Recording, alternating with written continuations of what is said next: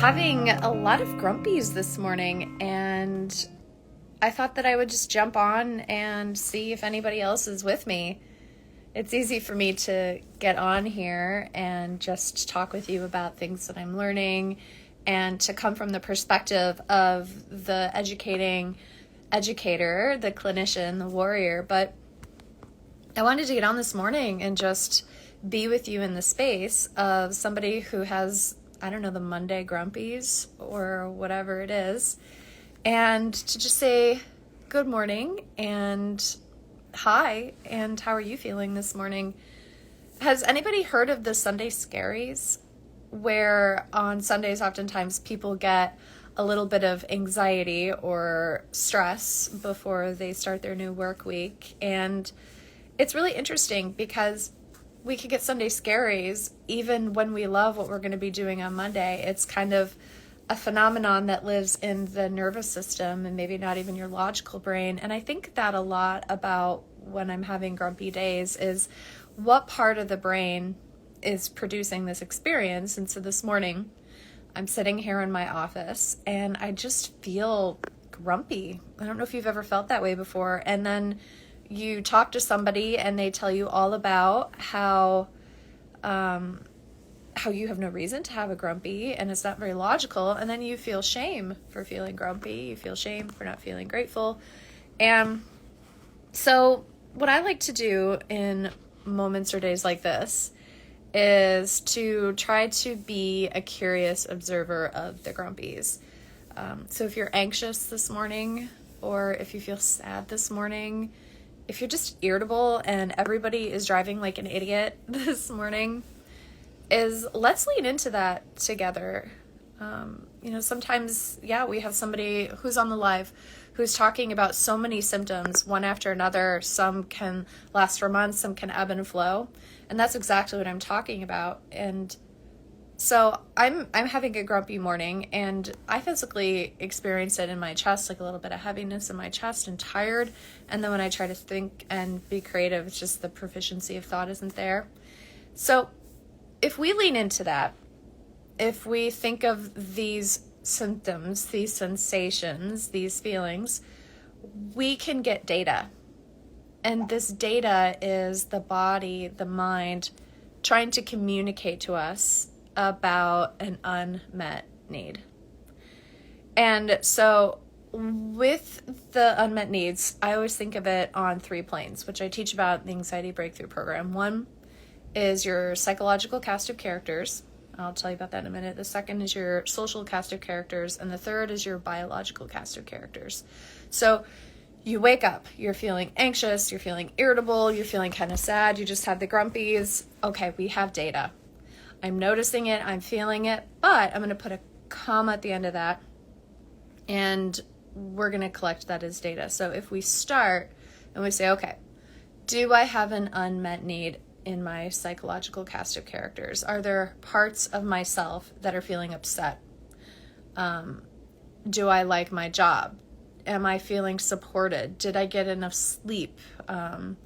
What could be going on in my mind and my emotions, my feelings, my thoughts, my logic, contributing to how I'm feeling? And so a way to decode that, all right, we're going to explore why you have the grumpies this morning. A way to decode that is to free associate journal. So beachy chick, feeling anxious, feeling stressed, same sister. So let's free associate journaling when we get off of this live today, when we get off this conversation. Everything that is in your brain, just dump it out, write it out, even if it makes no sense. Maybe write from the perspective of the grumpiness, the anxiousness. So pretend your anxiety and write everything that anxiety is feeling. So that's the first one, psychological cast of characters. What kind of unmet needs is this symptom trying to tell you from a psychological perspective? And then the second is social cast of characters is, are you lonely this morning? Were there people in your lives who were speaking critically to you, or who disappointed you, who weren't supporting you? Or do you have a meeting with somebody that you feel nervous about? The social cast of characters are all of those people in your world that surround you. But it's not just local people. This social cast of characters can extend from family, friends, neighbors, people in your community, people in your city, people in your country, the government, politics at large. I have a friend right now who I've observed she's very depressed and she's very anxious and she's very upset and she's in this whirlpool because she's so stressed out about politics. And so for her, that would be a social cast of characters, right? That could be expressing or triggering a trauma trigger or an unmet need.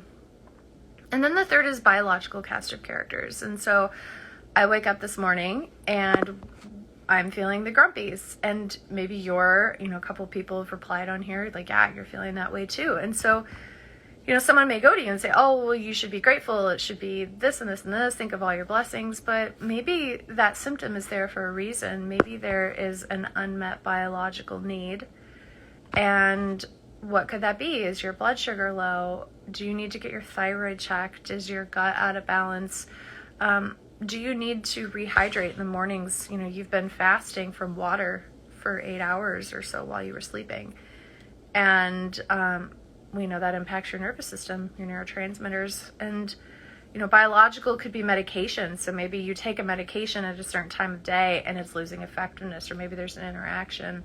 There's lots of things biologically that can make us feel depressed, anxious, irritable, wonky, tired, lethargic. And so when you feel this way, and I'm saying this to myself with you because it's a grumpy morning for me, is think of it as data.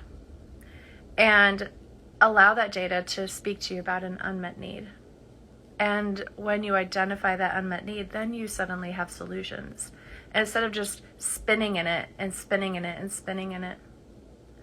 And one of the things that is really common is that feeling discontented in our lives. We have a question that just came on the live. Can unhappiness be a root cause of panic? Absolutely. Panic is just simply your body trying to give you information. It's all data. And so if that thought keeps coming up that you wrote down in the live, if you have this unresolved situation or this unresolved feeling, this is data. This is an opportunity to explore that so that you can really, truly heal, whatever that looks like, right? So this morning, I'm going to get off this live here in a minute. I'm going to free association journal. So if you are stuck in a situation and it's troubling you, journal it. If you're feeling really anxious, journal it. If you're like, wow, I haven't had any water today, I've been sleeping all morning, or I slept all night, then drink water. Think of it as data. Acknowledge the grumpies, acknowledge the anxiety, acknowledge the brain fog, irritability, despair, panic, whatever it is. Acknowledge it and then allow yourself to ask, what is that unmet need from the three realms? Psychological, social, and biological. All right, this has been Dr. Nicole. Just wanted to get on here and just be really real and authentic with you and hope that you are able to do the inner work and that it provides you invitations to get your life back so that you can really live a life that you were put on this earth to live.